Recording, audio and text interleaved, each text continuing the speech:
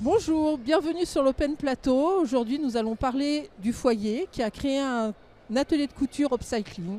Nous avons comme invité moi-même, donc Amrita Topsi, je suis l'encadrante technique de l'atelier de couture, et Patrick Bois, le chef de service des ACI des Grandes Voisines.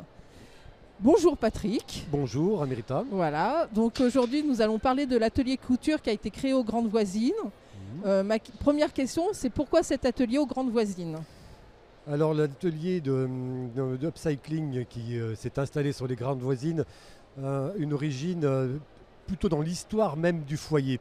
Le foyer est un gros collecteur de tissus sur la région lyonnaise, puisqu'on a une centaine de bornes installées sur l'agglomération. Et donc on récupère du tissu et ensuite on a aussi un atelier chantier d'insertion à Dessines qui trie le tissu qui est donc récolté dans ces bornes. Et donc le chaînon manquant pour faire, je dirais, une filière textile, c'était donc l'atelier upcycling. L'atelier a été créé en août 2022 et donc sur le site des Grandes Voisines. Et pourquoi sur le site des Grandes Voisines ?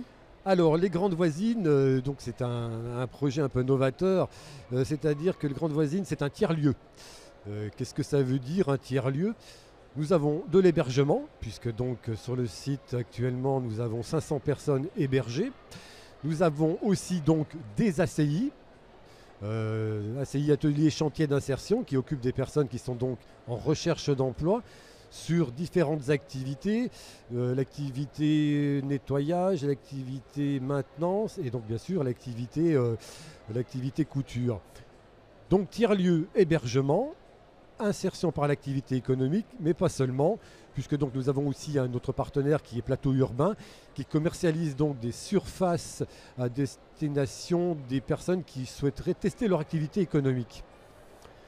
Donc 35 surfaces sont disponibles, elles sont actuellement toutes occupées et d'ailleurs il y a même Prime Vert qui occupe une des surfaces sur le tiers-lieu donc des Grandes Voisines, et ce qui a fait donc aussi le lien et aussi pourquoi on est là ici. D'accord, et donc cet atelier couture qui fait du upcycling, quel est le concept ? Alors le concept à la base, on est parti sur environ 60% de sous-traitance industrielle et 40% de création pure. Donc pourquoi ce ratio ?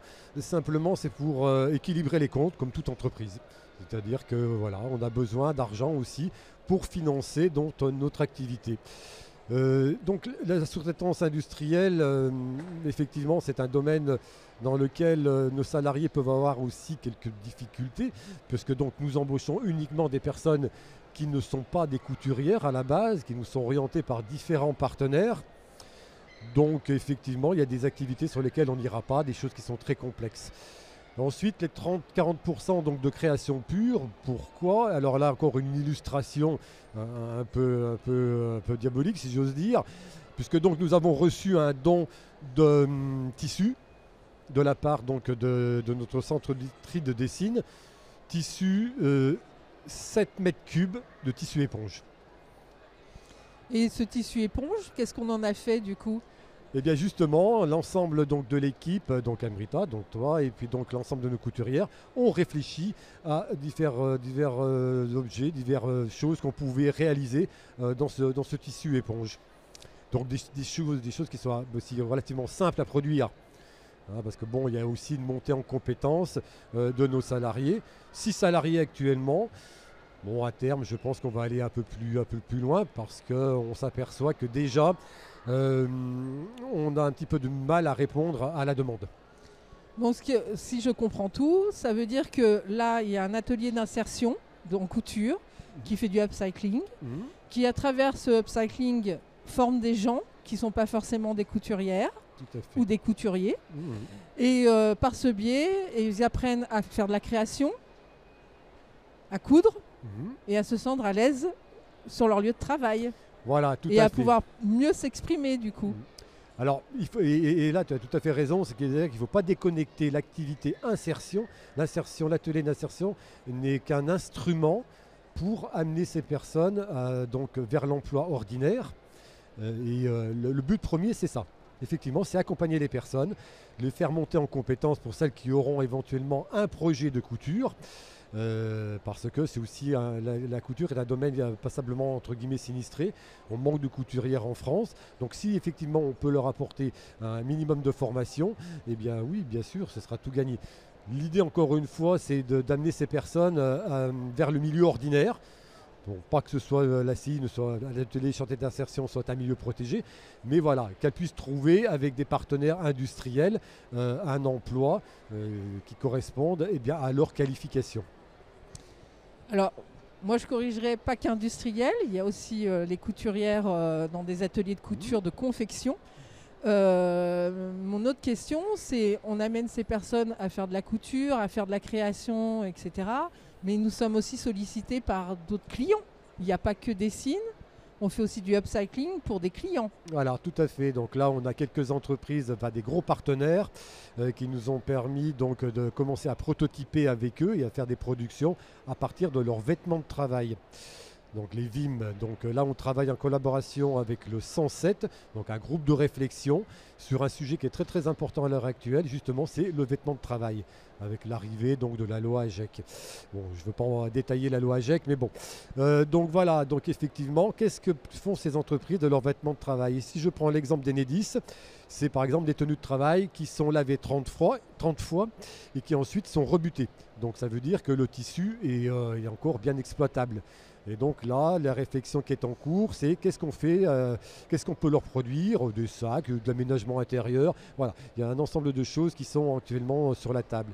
Il y a avec nous aussi d'autres entreprises pour lesquelles on va travailler aussi sur donc une filière complète de traitement du vêtement de travail qui ira du ramassage donc, du vêtement de travail dans les entrepôts, qui sera trié selon les matières à des signes et qui reviendra aussi en partie sur notre activité upcycling ou ira chez des effilocheurs parce qu'on ne pourra véritablement rien en faire.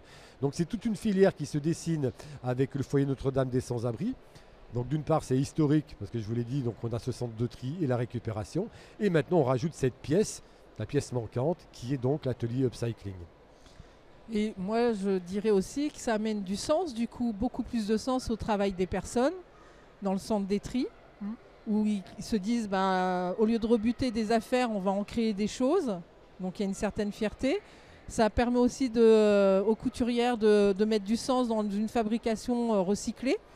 Et ça donne des valeurs. Du coup, il n'y a pas que l'insertion, il n'y a pas que le fait de récupérer le tissu. Ça donne du sens sur l'avenir, ça donne du sens sur beaucoup de choses. Alors ça donne du sens effectivement dans je dirais, une politique générale au niveau européen, au niveau du vêtement de travail, mais ça donne aussi du sens, et comme tu le soulignes, c'est à la personne humaine.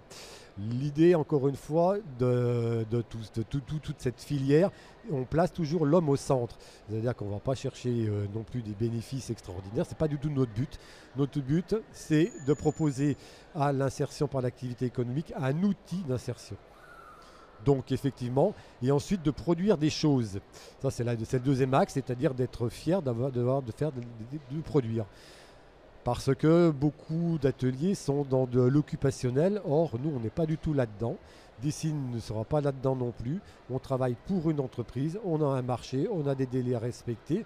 Mais encore une fois, à notre main. C'est-à-dire qu'effectivement, l'insertion par l'activité économique, peut-être qu'on va mettre un mois pour fabriquer certaines choses, alors que dans le milieu ordinaire, en Chine, peut-être qu'ils mettront une journée. Mais voilà, ce n'est pas du tout notre but. On s'en détache complètement. Non, c'est véritablement créer quelque chose, avoir une éthique, une morale et produire des choses qui servent à l'intérêt général. Et mon autre question, c'est les entreprises qui sollicitent un atelier d'insertion qui fait du upcycling, donc amènent aussi des valeurs sur leur entreprise, parce que c'est qu'ils ont des idéaux, c'est qu'ils veulent défendre aussi quelque chose.